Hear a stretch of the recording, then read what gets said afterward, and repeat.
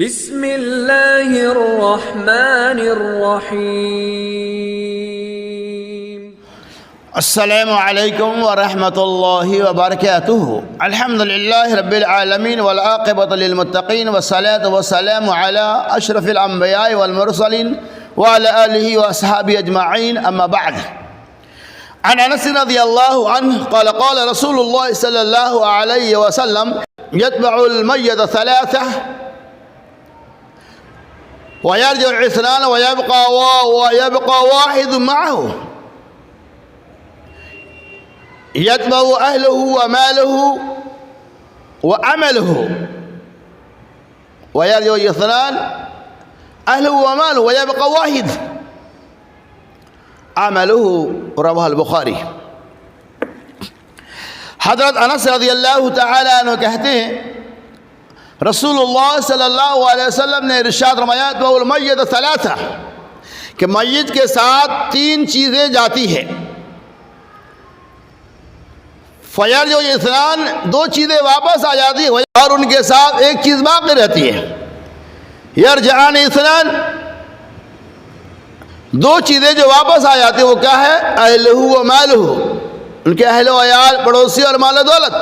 وَيَبْقَى وَاحِدْ عَمَلُهُ، اور ایک چیز جو باقی رہ جاتی ہے اس کا عمل ہے۔ رسول اللہ صلی اللہ علیہ وسلم نے اس حدیث پاک کے اندر ارشاد فرمایا کہ سماج اور معاشرے کے اندر جب کسی کا انتقال ہو جاتا ہے، اور آپ یقینی بات ہے، حتمی فیصلہ ہے کہ آپ دنیا میں آئے ہیں تو آپ کو دنیا سے جانا بھی ہے۔ آپ دنیا میں جس طرح سے ایک دم برہنہ ہو کر آئے تھے، آپ کو ویسے ہی جانا ہے۔ رسول اللہ صلی اللہ علیہ وسلم کہ جب کسی انسان کا انتقال ہو جاتا ہے تو تین چیزیں ان کے ساتھ جاتی ہیں۔ آپ دیکھتے ہوں گے اڑوسی پڑوسی، اہل و عیال، مال و دولت اور ان کا عمل۔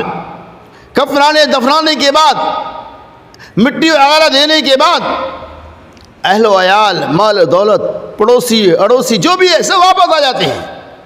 وَيَبْقَى وَاحِدْ عَمَلُهُ، اور اس کے ساتھ اس کا ایک عمل، اس کے ساتھ عمل اس کا باقی رہتا ہے۔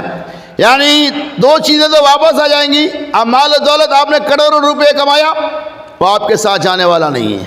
آپ کے بعد 10-20 بال بچے ہیں، کوئی جانے والا نہیں ہے۔ آپ کے بعد آپ کی پڑوسی اہل و عیال ہے، کوئی آپ کے ساتھ جانے والا نہیں ہے۔ اللہ کے نبی نے اعلان کر دیا وَيَبْقَى وَاحِدْ عَمَلُهُ، اور ایک عمل تنہا اس کے ساتھ باقی رہے گا۔ یعنی اس حدیث پاک کے اندر اللہ کے نبی صلی اللہ علیہ وسلم پیغام دیتے ہیں کہ مرنے کے بعد انسان کو کوئی چیز فائدہ دینے والا نہیں ہے سوائے اس کے عمل کے۔ لہذا اس دنیا میں ہمیں آخرت کی فکر کرنی چاہیے، اور جتنا زیادہ ہو سکے نیکیوں کو، بھلائیوں کو حاصل کرنا چاہیے، اس امید کے ساتھ کہ اللہ تبارک و تعالیٰ نے دنیا میں ہمیں بھیجا ہے، ہمیں ایک دن مرنا ہے، اور اس مرنے کے بعد ہمارے ساتھ جو کام آنے والا ہے وہ ہمارا عمل ہے، وہ ہماری نیکی ہے، وہ ہمارے کیے ہوئے اعمال صالحہ ہیں۔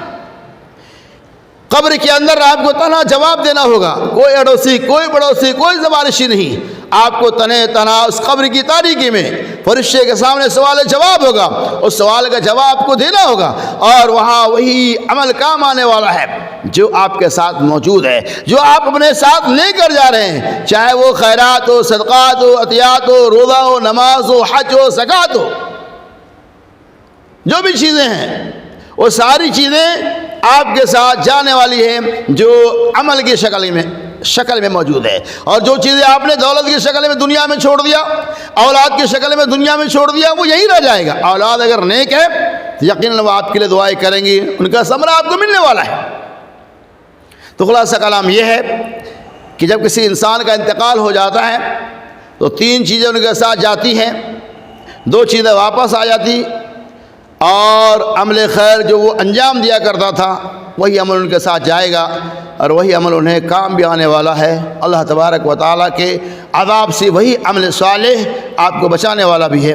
لہذا اللہ سے دعا کر دو اللہ تبارک و تعالیٰ اس دنیا میں ہمیں زیادہ سے زیادہ آخرت کی فکر کرنے کی توفیق رفیق عطا فرمائے۔